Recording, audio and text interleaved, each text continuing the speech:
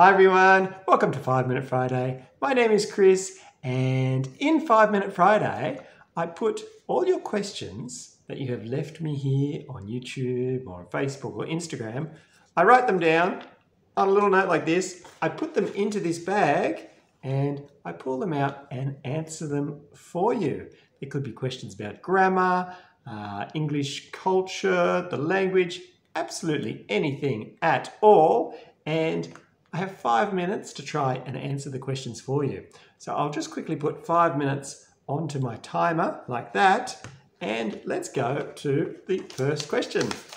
And the first question is, my son is going into quatrième, now in brackets. How do you say that in English? In September, we watched your sixième video. Could you do a quatrième one?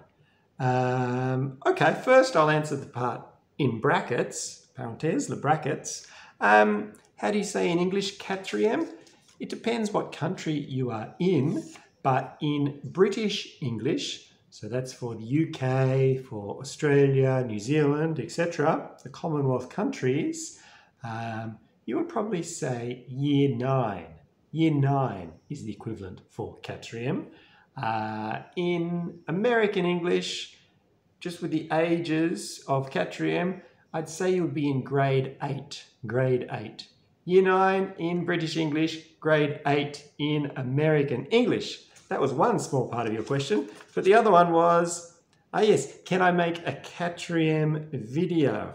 I can, I could, yes. I'll put it on my list of videos to make. It is my intention to make a cinquième, a quatrième, a troisième video, etc. I am developing a long list of videos that people have asked me to do, and I love it. I love doing videos for you. So yes, I promise I will get to it. Okay? Don't know when, but I will get to it. So make sure you're subscribed, and it will be coming at some point. Let's go to question number 2. Question number 2. When do I use went and when do I use have been? Wow, that's probably one of the best questions I think I've ever had here on 5 Minute Friday, because it is a really, really common problem with people who are learning English, when to use went and when to use have been. Now, went is the simple past of the verb to go, okay? It's a simple past. And have been is the past participle. It's in the present perfect. The present perfect. Went, we're talking about something that happened in the past, but there's a date or a time. Date or a time. So for example, I went to Italy in 2010. I've given a specific date. When I've done that, I must use the simple past. I went to Italy in 2010, okay? If I use the other one, have been, I'm not using a date. I have been to Italy. I'm telling you, at some point in my past, I drove or I went on the plane or something to Italy, and now I'm back. But I'm not telling you the date. If there's a date or a time, we have to use the simple past. If there's not, we use the present perfect, okay? So that's the really big difference between using went and have been. I went to the shops yesterday. I've given a date. I went to the shops yesterday. I bought my groceries. I have been to the shops. Not telling you when, but I have been to the shops. Okay, so at some point in my past, I did the groceries and I have those things here in my fridge, in my cupboard. I'm not telling you when. Okay, so that's the really big difference. But excellent question, thank you. If you want a little bit more on the present perfect, I have a video. I'll put the link in the description for you. Okay, but that's a really good question. Went and have been. Next question. I'm confused with never and ever. Can you explain me, please? Yes, I can. Let me just fix your question just a little bit. Can you explain me, please? We always use another preposition there. Can you explain to me, please. Can you explain to me, please? I know in French you say explique-moi, expliquez-moi, but in English we say explain to. Okay, explain to, suggest to, respond to. Okay, in French you don't have that little preposition, but in English we always do. Okay, the difference, never and ever. They have very similar meanings, but they're a little bit different. Never translates directly to jamais, jamais. I never eat, I don't know, eggs. It's not true, but just an example. I never eat eggs.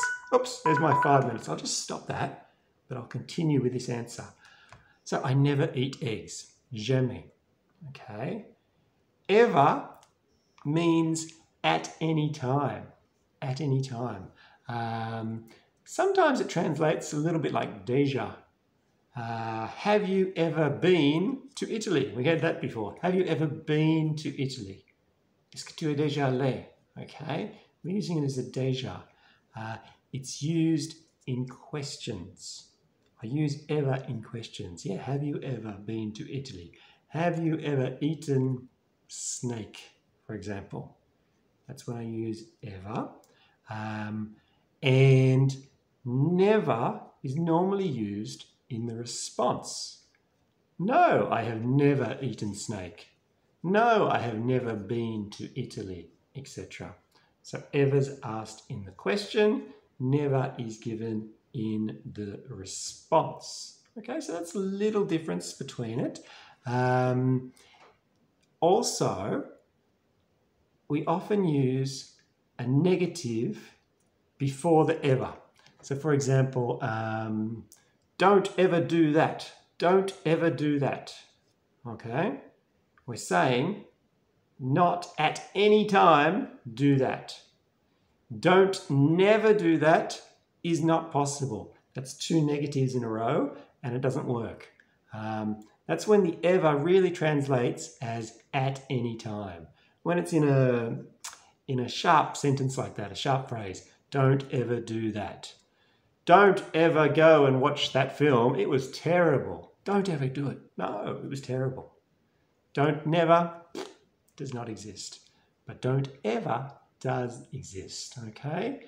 And then, of course, as I said before, ever in the questions. And it's normally a present perfect question. Have you ever done this? Have you ever eaten this?